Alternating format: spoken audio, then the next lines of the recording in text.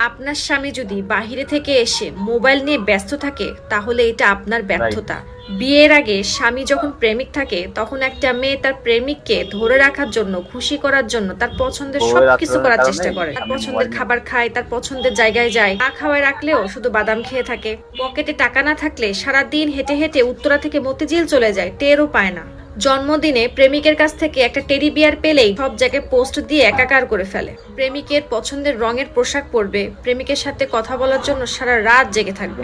প্রেমিকের সাথে প্রথম দেখা, প্রথম কথা, প্রথম উপহার, প্রথম চোখে চোখ রাখা, প্রথম আই লাভ ইউ বলা, প্রথম ফুচকা খাওয়া, প্রথম দুজনে মিলে আকাশ দেখা, এই সব ডে অক্ষর অক্ষরে মনে রাখে। কিন্তু বিয়ের পর স্বামীর সাথে প্রথম ঝগড়া ডে, প্রথম গালি ডে, রাগের মাথায় যেটা বলেছিল সেই ডে, প্রথম খুঁটা ডে, দুনিয়ার সব কিছু ভুলে গেলেও এগুলো সারা জীবন তারা ভুলবে না। স্বামীর পছন্দের পোশাক পরা ভুলে যাবে। স্বামীর আবার পছন্দের রং, সেটা আবার কি? সে কি রং বোঝে? স্বামীর জন্য একটু রাত জেগে বসে থাকা, এটা আবার কি? সারাদিন কাজ করে কুল পাই না। স্বামী সব টাকা পয়সা দিয়ে পকেট খালি করে বসে আছে, তাতে কোনো যায় আসে না। কিন্তু স্বামী কাজের ফাঁকে জন্মদিন উইশ করতে ভুলে গেছে, এখানেই সমস্যা।